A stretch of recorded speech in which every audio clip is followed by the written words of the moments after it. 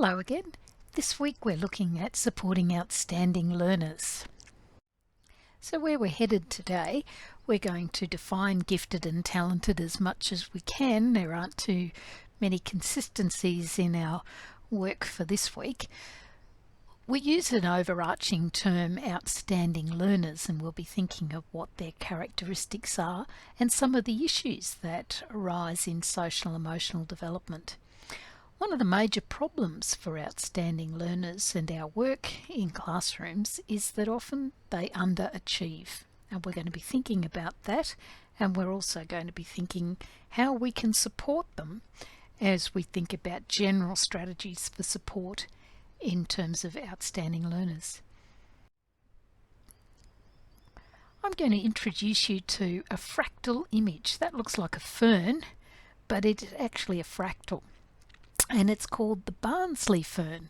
It was invented by Professor Michael Barnsley, who's a geometer at Australian National University.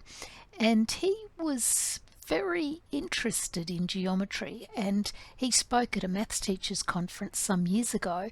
And at the end of it, after talking all about a quite stellar career, it's amazing the achievements this man has made, but he thanked his primary teacher in a very small school in England, and he said his teacher recognised that even though he wasn't particularly good at arithmetic, he had a quirky interest in geometry, and she nurtured that. So I think that's an image, apart from the image of the fern, that I want you to hold on to. The image of a young child in a classroom, not too good at one area of mathematics, but having a real bent for another as we work into this area of gifted and talented learners. There was an old view when we thought about gifted and talented and who they were. There was an old view that we had an IQ score, and if you were smack bang in the middle, you were like the population, and on either side there was greater or lesser extent of this characteristic of intelligence. This is no longer considered the model that we use. There are some researchers, you've probably heard of Carol Dweck and her work on mindsets, and you might not have heard of the work of Lani Florian, who talks about the problem of bell curve thinking, where we presume that learners are somehow fixed and set on this part of the curve. They're in one place or another, and that's fixed.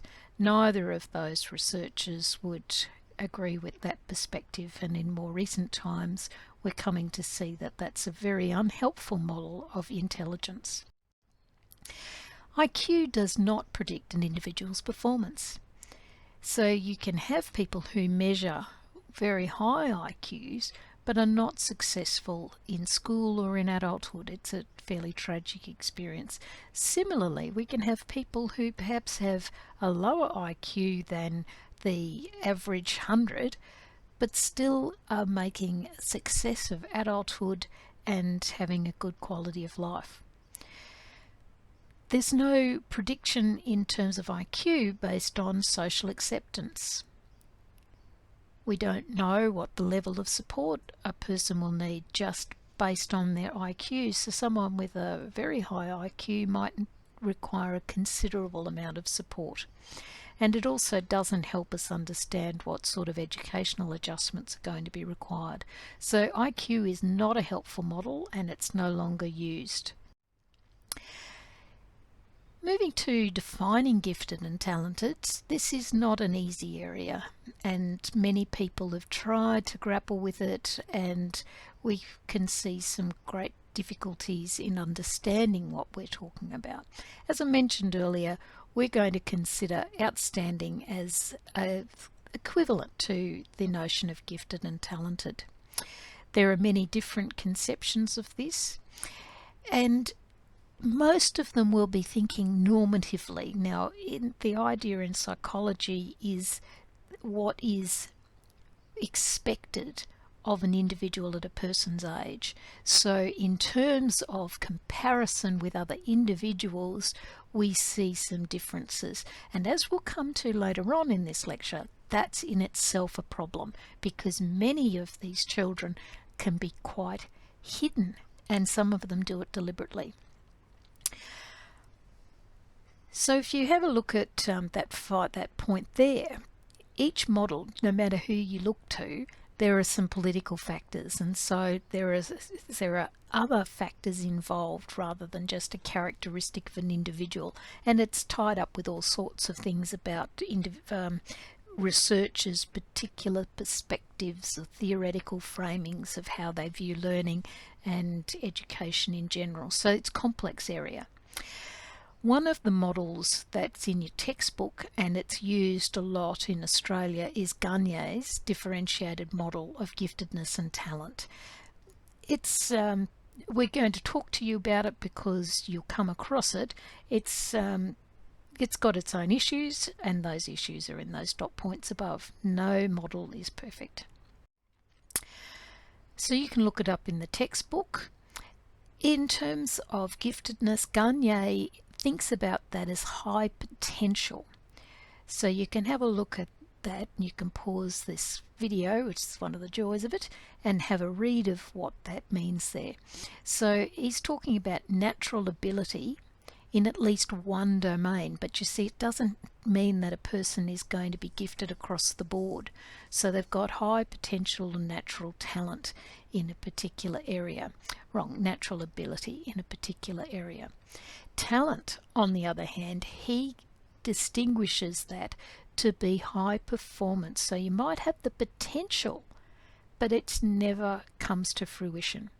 Whereas in terms of talent, you actually put that into it comes out in performance. So you might be have the potential to be a fine musician, but if you've not had the opportunity or you couldn't stand the practice, then you wouldn't get to a point where you demonstrate that in terms of talent. There's been a lot of debate in the literature about whether it's nature or nurture. So are you born with it, or is it that you're in an environment that encourages it? And lots of people over time have argued that it swung away from nature, and it was perhaps in the 70s through to the 90s was considered to be much more likely to be environmental factors.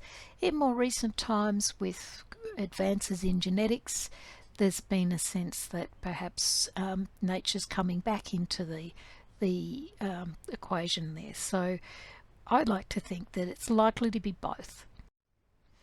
Okay, so let's have a look at Gagne's model. Now, don't panic. It's quite a detailed model, but let's break it down. So if we look at the blue area, where he's talking about giftedness as natural abilities in the various domains. So we looked at that in the previous slide. Follow the arrow across, the blue arrow that turns into green, and he's saying this is a developmental process. So you learn and practice, and that changes a natural ability into the talent. So over time, those skills have developed, and then he's got the fields there where that talent might come to the fore. Now have a look at the purple part. So the purple part here are the catalysts. So these are the underlying things that help change a gift into a talent. So catalyst is something in chemistry that takes part. It's not part of a reaction, but it helps it along. So let's see. He talks about chance. Well, there's a whole degree of chance in any of these things. Who your parents are, where you live, what opportunities you have. So those sorts of aspects certainly do come to play. There are environmental impacts, so whether you've got a supportive environment that's going to help, but he's also talking about negative impacts in that environment. And then intrapersonal personal, you've got aspects there, and you can see sort of your physical characteristics, your motivation, all those different aspects. So those things underpin and catalyze this change between the gifts and turning them into talents. So now you can pause it and have a bit of an exploration of that model in more depth. I want to now consider and put up that one of the alternative views. So this is from an expert approach to the study of giftedness. So the reference is below. This is a different perspective on this. So let's go through this abstract. Galton was a geneticist, or well, he was a very early scientist, and you can see that he published in 1869. He still wasn't around in 1979, but the book was reprised. Now, Galton has he was part of the eugenics movement, and so there's some issues there. But at the time, this was part of this idea of what hereditary does, and he really was the one that was putting forward some of those early foundational ideas that intelligence was fixed and you got it or you didn't, and then what you did with people in terms of Darwinism and selection was part of where some of the less savoury aspects of his work headed. But leaving that aside, let's move on in this abstract, where they're saying ever since the publication of Galton's work, researchers and the general public have assumed that individuals needed to be endowed with inherited gifts. So this is this idea that it's in your genes. If you wanted to be an elite performer, you had to have the genetic makeup. What these authors are doing is saying there's a surprising lack of evidence of that actual assumption. They go on to say, we review a variety of findings that support the important role of extended training. And these are the sorts of researchers, and there's a group of researchers who think that if we practice any skill over and over and over, we will become good at it.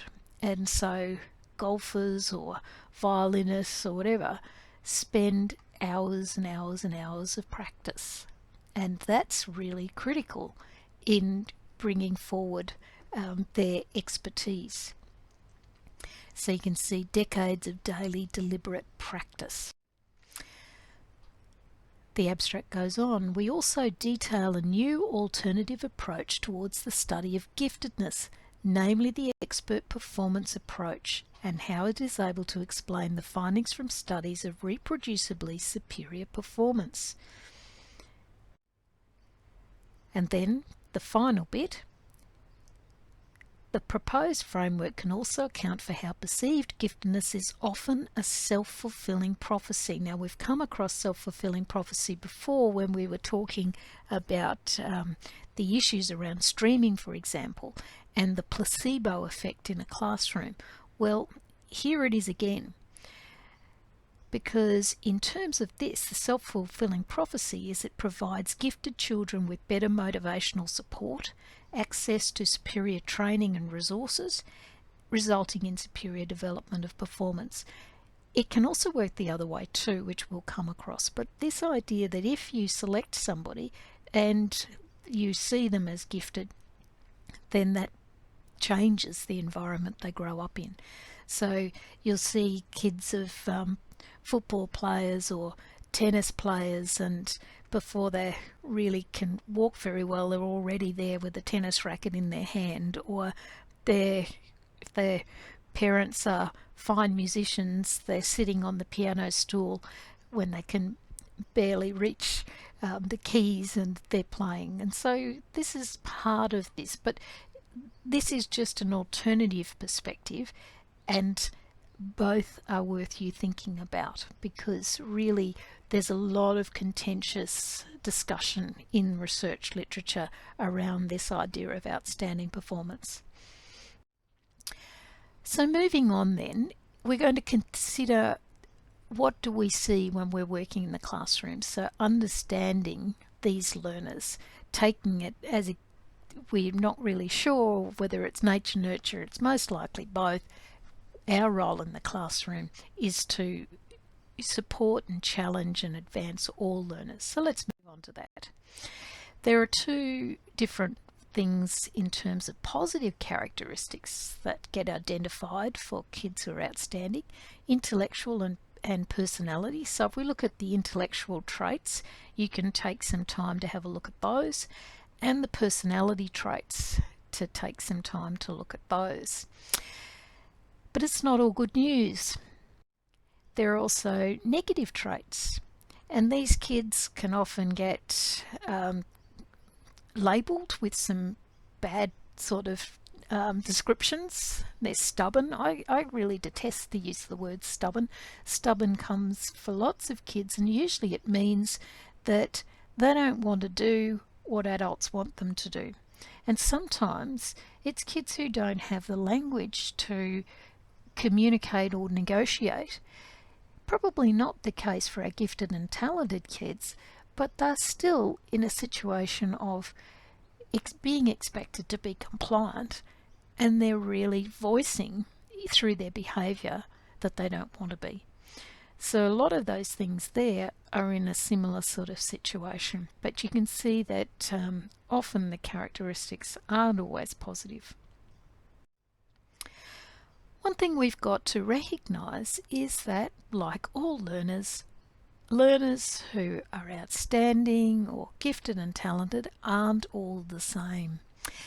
Now, this is from the hyperlink there to the Australian curriculum. In the PDF notes, you can click on those links, and this really would be helpful for you to have a look at the materials there on the diversity website around gifted and talented students. It's, I think, helpful for us just to remember that they've got their own individual learning needs, and I think it's important to see that point there about they vary in their level of achievement. So we don't want to just assume that it is the kids who get the top marks, and we also want to be thinking about learners who might get high marks in one aspect of your subject but not in another. And so that can be something to consider, take note of. Okay, so we're thinking about understanding outstanding learners, and we're now going to think about issues of social and emotional development. Now, I want to, as we move into this section, just be aware of the difficulties this can be for people like you listening to this. If we think about where some of these researchers such as Garnier talk about the top 10%, and even if it's the top 4 or 5%, that's you. So while you might not consider yourself to be outstanding or a gifted learner, by some of these definitions that are being used, yes, you are. And I know for some of you, and I have had students in the past who have spoken with me about their experiences that haven't been good, some of you may have been identified and labelled as gifted or talented, and that can be a very difficult experience. So let's think about some of these things, and if you are at all distressed at any point, please be in touch with me. Either that or speak with the Learning Services team. They're always available and they will be able to assist you if you've got any distress in any of the things that we deal with. Two of the issues that kids have to deal with is this idea of asynchronous development. So sometimes their chronological age is maybe they're 4 or 5, but intellectual development in particular areas might be well above that. Or they might be emotionally very much advanced for their age. So sometimes that can be a real issue. It can be a particular issue too if they're advanced in some areas but not others. So they might be intellectually very advanced but socially not. And so that can bring some challenges for how teachers perceive them, how their families perceive them, and how they perceive themselves, and it can be a difficult time for them.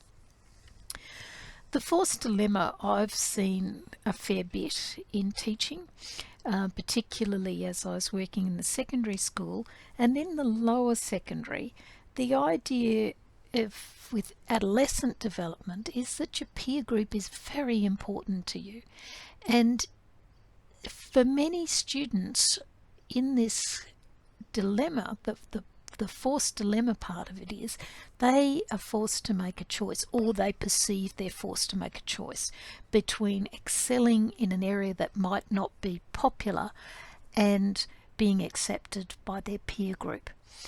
I've seen this with girls that I've taught where they haven't wanted to appear to be brighter than the boys in the class. I've seen it with some young Indigenous kids where they didn't want to be seen to stand out from the crowd. I've seen it in other situations where students are particularly talented at something that nobody seems to value very much. I remember a fellow who was a champion trampolinist, and that didn't seem to rate with his peers. It was quite distressing for him. Schools can deal with that, but perhaps not by giving them awards on assemblies, because that can embarrass these students even more. But it can be other more subtle ways, perhaps, of indicating where everybody's talents are. I'm now going to talk about Terry Tao, who by all accounts would have to be considered a genius. In the field of mathematics, he's won the Field Medal, which is the equivalent of the Nobel Prize. And as far as I know, he's the Australian to have done so. He went to school in Adelaide, and he was when he was in primary school, he would go across to the high school to do maths, but he would return to his primary classroom for his other subject areas. And a friend of mine who was teaching in the high school at the time saw this little kid coming across the playground and said to a class, "Who's that?" And they said, "Oh, that's Terry, miss. He's really smart." Now, the lovely thing about him is, of course, he was very smart, and he was nurtured in his prodigious talent. I think he had his PhD before he was 17, but his progress through the rest of school was not expected to be at the same as maths, so he did keep with his peers for his other areas of work, and he has regarded that as important. Now, we rarely see students with such prodigious talent in our subject areas, and when we do, we would be considering very particular responses to ensure they continue to be challenged. We're going to consider the rest of these students that who are still gifted and talented and need extra support to be challenged and engaged and stay engaged in the work that we're doing with them. What we need to do is think very carefully about how we do this, because in terms of social and emotional development, whereas Terry Tao was allowed to grow up and alongside his peers, there have been other situations where kids have been labelled and accelerated, and they can't just be kids with the rest of their mates. We're going to now move to thinking about underachievement, and we're going to think about some contributing factors. So I would like you to think about what might contribute to a student underachieving. Surely kids would want to show off, but they don't. What do you think? Perhaps they're living in a classroom environment or a home environment where being bright is not considered to be something that's worthwhile. Maybe they don't understand how to get on in school. Maybe their family, they're the first in family to be able to succeed at school. Maybe they live in poverty. Maybe they're homeless. Sometimes these kids can lack trust in teachers. Maybe their family situation might not have led to them being able to trust their schools and education systems. I think this is one that I've seen much more frequently. Because kids have been labelled with a label of giftedness, they, from an early age, some of these kids, they fear that someone made a mistake and that they will be found out. So they're thinking, for a lot of things, they've either got to do it perfectly or they won't do it at all. And so you'll see kids who will just not hand in work because it's better just not to do it than have it assessed and found not to be up to the grade. Oh my goodness, I've been found out. I knew all along I wasn't gifted and now they know. So those sort of issues, that can be a real problem. They can sometimes have low self-efficacy, so they don't actually believe they can do these things, or they might be in that forced dilemma we talked about earlier on. I think this is a really powerful slide to think about. These are some categories. So you can get the classical underachievement, so they ought to be doing better and they're not. So they're poor performance, they're opting out, they're playing the class clown, they're doing anything not to achieve. The next one, high achievement, but it's still underachievement, is an interesting one, and this is an issue in our country.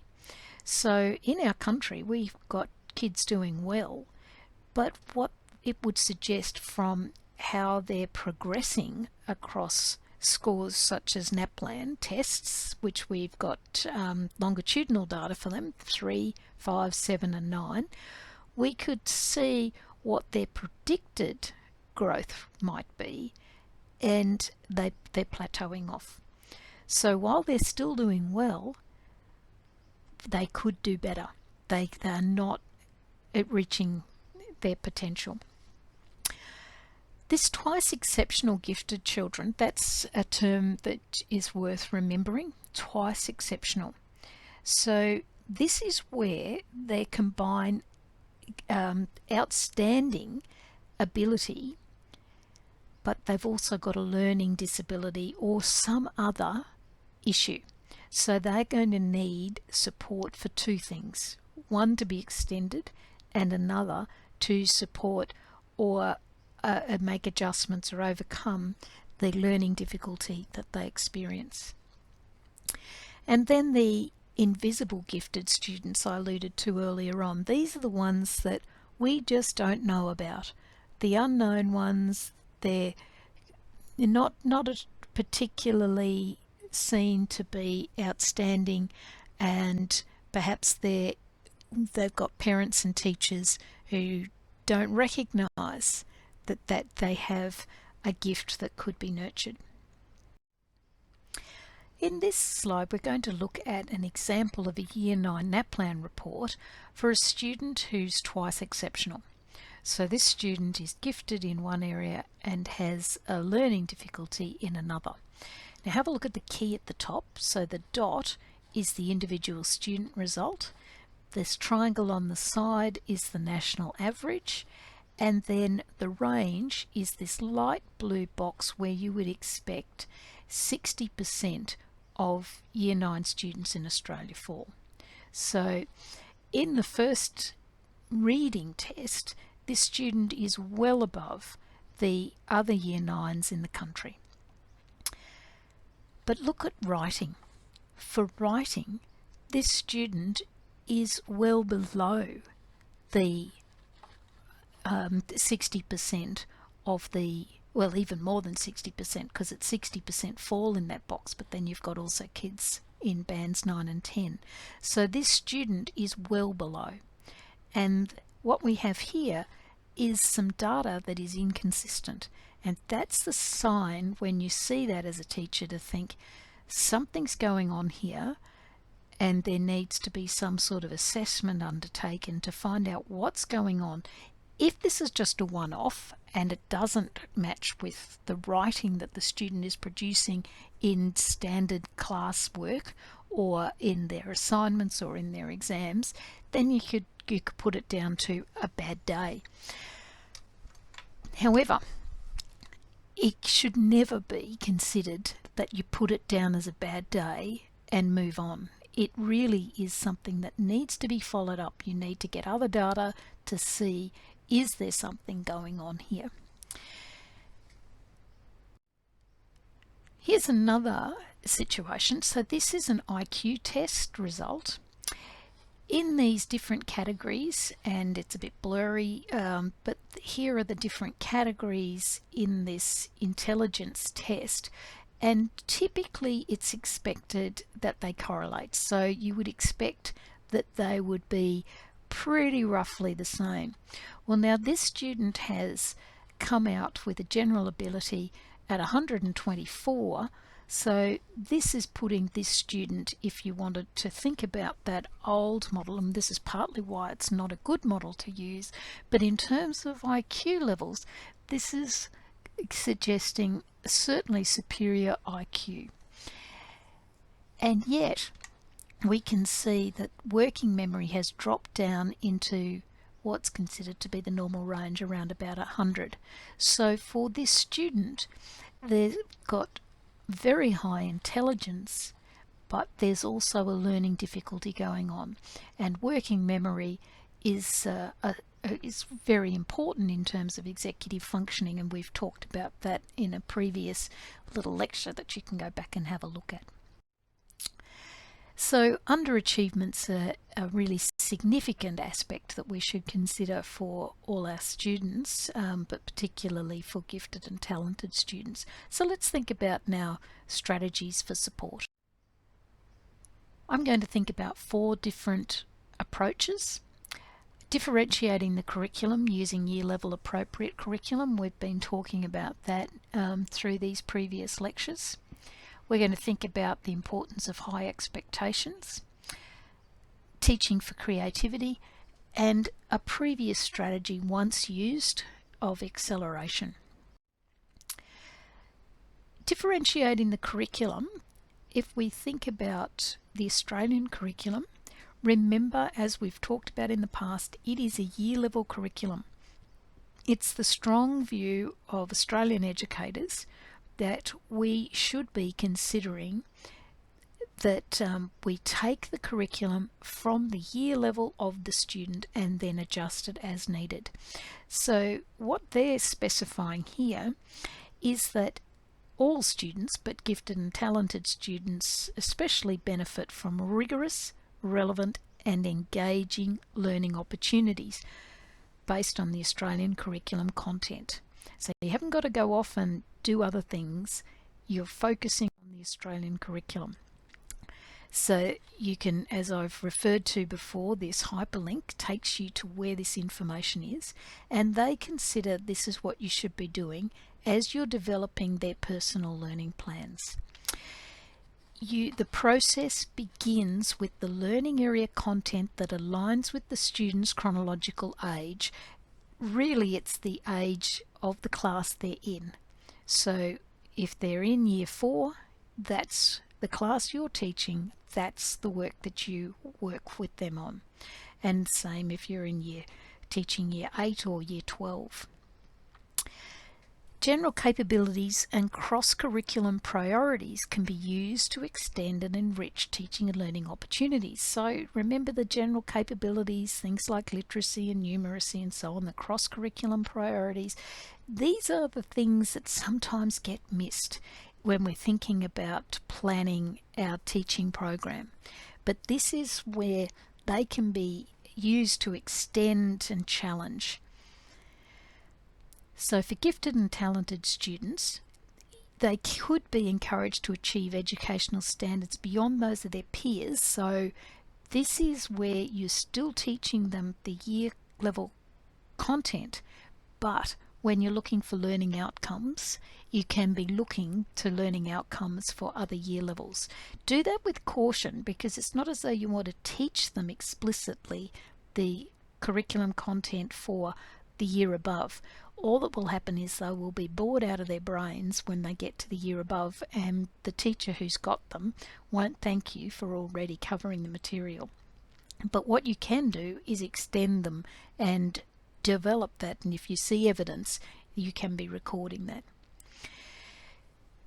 They may require different levels of adjustment over time, so, and in different parts of your subject too. So if you're teaching mathematics, they might have different levels of adjustment for geometry than they do for number work, thinking back to Michael Barnsley at the beginning of the lecture. Students might have a capacity to learn at a faster rate than other students.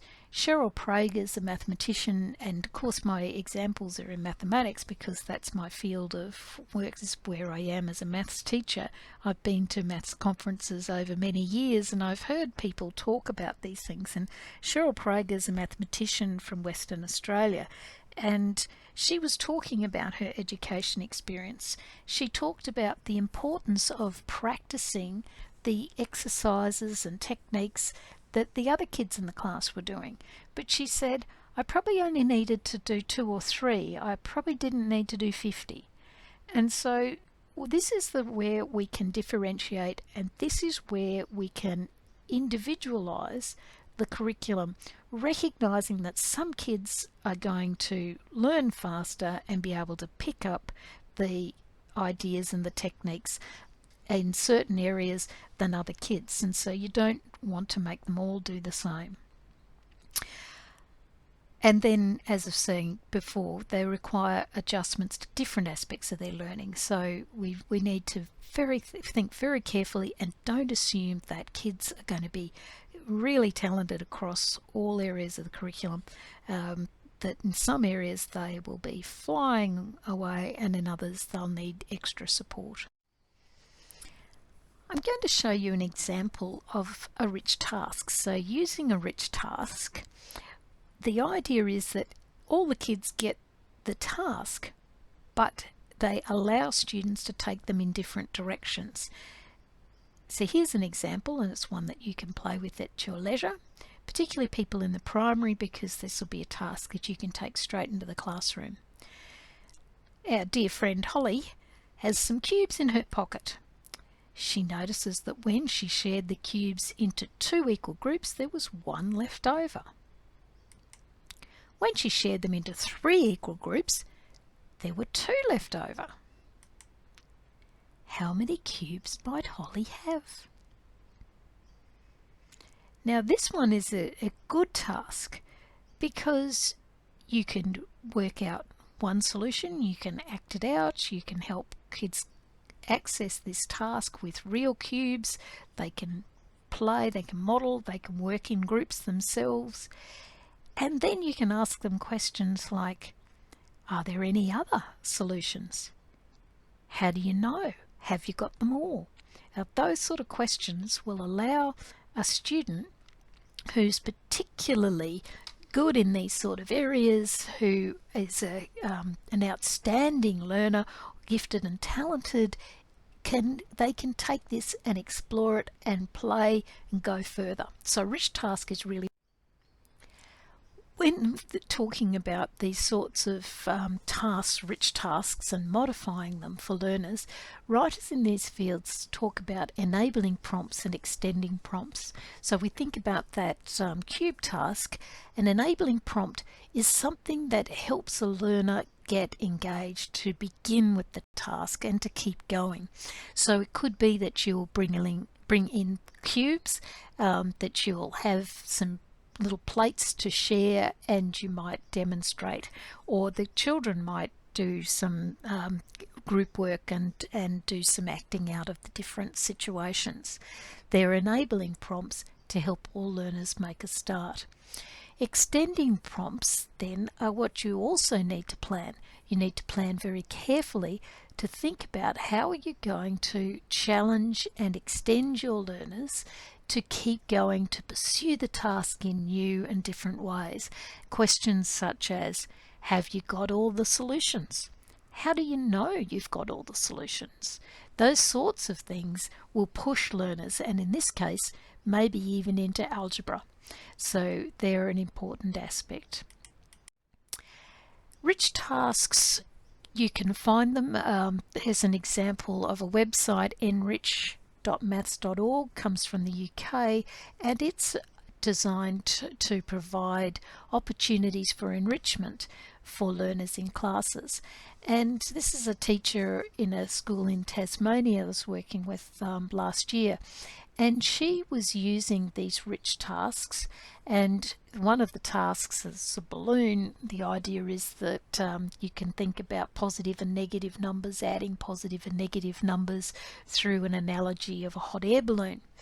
Now in this class she had gifted learners, certainly learners who needed to be extended and challenged, and she also had a student with Down syndrome who was taking part in these tasks as well, because she had carefully planned enabling prompts and extending prompts.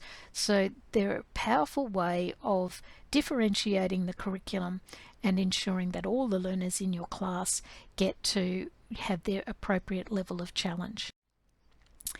Our second point in terms of some strategies for supporting learners is this necessity to have high expectations.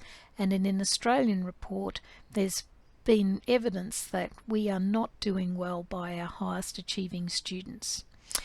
Jeff Masters from ACER has claimed that we've been so focused on NAPLAN and minimum standards that we're forgetting our most able, because these are the kids who they're certainly doing well on NAPLAN, and nobody's they're not being identified as a problem.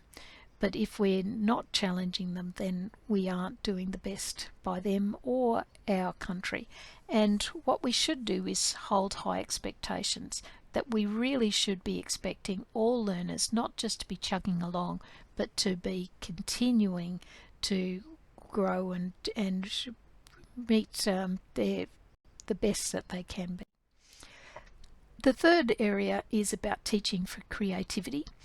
There's some interesting and useful things that one of the aspects about nurturing talent is giving students the opportunity to be to enable them to think critically and creatively. That's one of the areas around rich tasks, certainly engaging with real world problems, to be thinking about issues in the subject areas they're dealing with and enabling them to explore those. Now this is a really powerful strategy in a classroom as well. If a student has a task that's bubbling away, while they're practicing the techniques and learning the important content for their year level, once they're done with that, while the other kids are continuing to get the practice that they need, these students can be dropping in and out of a project that they're working on over some time. Now, the fourth one is acceleration. You will read of this from time to time, and it might have happened to you. There was an approach in the past where kids were encouraged to jump grades, and for some that has been quite disastrous. So some of the approaches were that kids could start school early, so they could jump into school ahead of other peers. Curriculum compacting, again, that's an idea that you jump over things, that you quickly go through things to move on. Joining a higher year for a particular subject is a little bit different, because it's not as though you're expected to always be a 15-year-old when you're 8. So you're not always in with a higher age group of kids. often what was done though was that kids were encouraged, they were promoted sometimes many years, but often a year or so. And sometimes they're enrolling in university subjects. Now, if it's like the Terry Tower situation, where it was balanced with that opportunity to be a little kid, to be in his primary classroom, to be with his primary friends, and learn social science and histories and art and whatever else, alongside encouraging his talent. That's different to this idea of jumping ahead, and you're thought that you were going to be in year 7 and you turn up and find you're in year 9 and your friends are gone and you're with older kids. That's been such a damaging thing that acceleration is no longer favoured. We also know much better now about opportunities like rich tasks and providing opportunities for extension and enrichment within a classroom. But of course the obligation is on us, if that's the case, to make sure we do have those classes that are stimulating and provide opportunity for enrichment and engagement. Another approach in this idea is that kids get withdrawn for a little while, maybe one lesson a week, and they go off and do Sudoku or some other sort of logic puzzles or something, and then they come back to the class for the rest of the week. And if those rest of the lessons are mundane, then that half an hour of doing something else is really not going to help them see their potential. So we've talked about other approaches, and certainly the favoured one of ACARA and the favoured one through understanding of diverse learners is that approach of making adjustments to the year level curriculum. So we've been thinking about these 4 different aspects: the challenges of the definition. We've been thinking about what are the characteristics and what are some of the issues in understanding outstanding learners, some of the issues around underachievement, and then some strategies for support. So our big ideas are around this curriculum adaptation. That's a theme across the whole course. So what we're doing is taking the year level curriculum and making adjustments to that. In your textbook, and as you come to the end of this lecture, pause for a minute and think about what's challenging for you, what's interesting, what do you want to explore more.